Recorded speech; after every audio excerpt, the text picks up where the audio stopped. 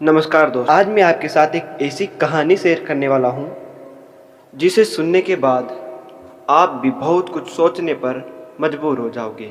एक ऐसी कहानी जो आपके रोंगटे खड़े कर देगी। आज की इस कहानी में मैं आपको एक ऐसे ही कब्रिस्तान के बारे में बताने वाला हूँ। तो आपको कहानी का मज़ा तभी आएगा जब आप इस कहानी को पूरा एंड तक ज़रूर देखोगे। लेकिन ऐसे ही मज़ेदार कहानियों के लिए हमारे चैनल को सब्सक्राइब और हमारे मोटिवेट होने के लिए इस वीडियो को लाइक ज़रूर कर दें। चलिए अपनी कहानी को शुरू करते हैं। मनोहर का घर पुराने कब्रिस्तान के पीछे था और उसके घर के छत से वह कब्रिस्तान अच्छे से दिखता था। वह रोज उस कब्रिस्तान को पार करके ही अपने घर पर जाता था। मनोहर के दो बच्चे थे और दोनों बच्चे बड़े ही शैतान थे। बड़े बेटे का नाम रॉकी और छोटे बेटे का नाम विकी था। एक बार गर्मियों की छुट्टियों में रॉकी और विक्की बहन सोनिया भी आई हुई थी। तीनों मिलकर रात के लगभग 12 बजे एक रूम में ट्रुथ और डेयर खेल रहे थे। रॉकी सोनिया से पूछता है कि तुम ट्रुथ लोगी या डेयर। सोनिया डेयर लेती है और पूछी है कि तुम लोग कुछ खतरनाक करने के लिए तो नहीं कहोगे ना।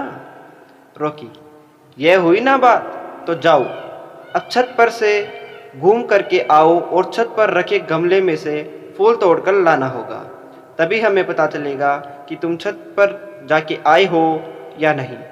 सोनिया, छत पर से तो कब्रिस्तान दिखता है। नहीं, मैं नहीं जाऊंगी, सोनिया ऐसे बोलती है।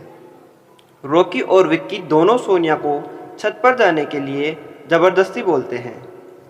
सोनिया छत पर जाती है और जैसे ही गमले के लगे फूल की तरफ बढ़ती है, उसकी नज़र कब्रिस्तान की ओर पड़ती है।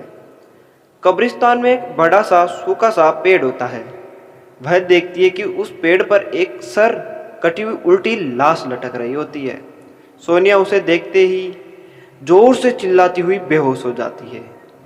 फिर जब सोनिया बहुत देर तक छत पर से नहीं लौटती है तो रॉकी और विक्की दोनों डर जाते हैं और वह छत पर जा करके देखते हैं तो पाते हैं कि सोनिया बेहोश पड़ी है और वो तुरंत मनोहर को बुलाते हैं और सारी बात बताते हैं।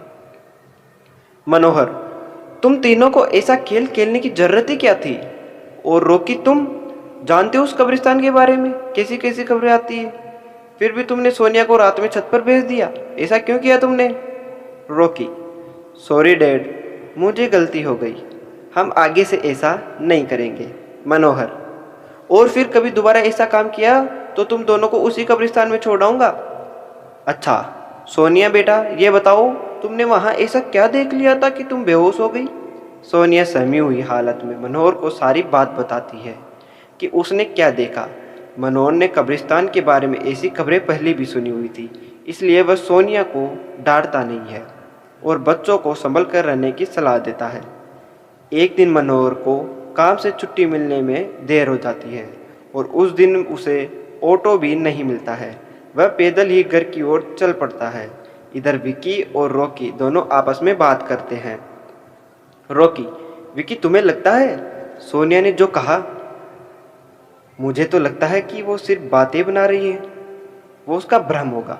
विकी, अरे नहीं भाई, तुमने उसकी हालत देखी नहीं, एक दिन भी और यहाँ रुकने को तैयार नहीं हुई। मुझे लगता है कि उसने सच में कुछ देखा होगा। रॉकी, चलो हम भी कब्रिस्तान में जाकर खुद ही देख लेते हैं। विकी, अरे भाई तुम पागल तो नहीं हो गए, मुझे अपनी जान बहुत प्यारी है, मैंने कहीं नहीं जाऊंगा और तुम भी मत जाओ। विक्की के मना करने के बावजूद भी रॉकी नहीं मानता है और वह अकेले ही कब्रिस्तान की ओर चल देता है। कब्रिस्तान का दरवाज़ा खोलता है और अंदर चला जाता है। वह उस पेड़ की ओर देखता है जिस पर सोनिया को सर कटी हुई उल्टी लाश दिखी थी। रॉकी खड़े होकर उस पेड़ की ओर देखता है, तभी एक अदृश्य हाथ उसके पैरों को पकड़ लेता है।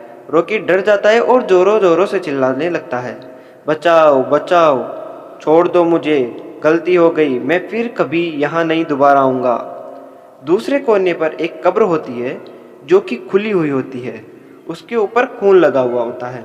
वह अदृश्य हाथ रॉकी को खींच कर लाते हैं और उस कब्र में ढकेलने की कोशिश करने लगते हैं। रॉकी चिल्लाता है, छोड़ दो मुझे, छोड़ दो मुझे, मुझसे गलती हो गई, मैं फिर कभी यहाँ नहीं आऊँगा, प्लीज़ मुझे मत मारो। मनोहर काम से पैदल घर पहुंचने वाला ही होता है। जैसे वह कब्रिस्तान से गुजरता है उसे रॉकी की आवाज़ सुनाई देती है। और ये क्या, ये तो रॉकी की आवाज़ है, लगता है ये कब्रिस्तान से आ रही है, मुझे यहाँ पर जाकर देखना चाहिए। मनोहर कब्रिस्तान में चारों ओर देखता है लेकिन रॉकी कहीं नहीं दिखाई देता। वह घर लौटकर आ जाता है और विक्की से पूछता है कि रॉकी कहाँ है। विक्की, पापा, मेरे बार बार मना करने के बावजूद भी रॉकी कब्रिस्तान में चला गया। वो जानना चाहता था कि सोनिया कह रही थी वो सच है या नहीं।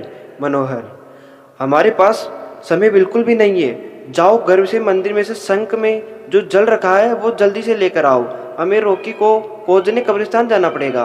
विक्की जो जल लेकर आता है, मनोहर और विक्की कब्रिस्तान में जाते हैं। मनोहर जल छिड़कता है, फिर उसे किसी की घसीटने का निशान दिखाई देता है। वह समझ जाता है और फिर उस निशान का पीछा करते हुए इस कब्र तक पहुंच जाता है। मनोहर कब्र के आसपास वो जल छिड़कता है। कब्र से अजीबोगरीब आवाज़ें आ रही थी।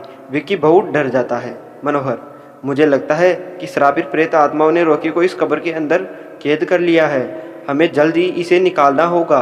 तुम ये पवित्र जल आसपास छिड़कते रहो, इससे हमें वो प्रेत आत्माएं कोई नुकसान नहीं पहुंचाएगी। मैं कब्र को खोलने की कोशिश करता हूँ। मनोहर उस कब्र को खोलने की बहुत कोशिश करता है। अंत में वह कब्र खुल जाती है। उसके अंदर रॉकी लथपथ बेहोश पड़ा होता है। मनोहर रॉकी को लेकर हॉस्पिटल चला जाता है। उसकी हालत बहुत गंभीर होती है। उस दिन के बाद मनोहर उस घर को छोड़कर शहर से दूर एक दूसरे अपने पुराने परिवार के साथ दूसरे गांव में रहने लग जाता है।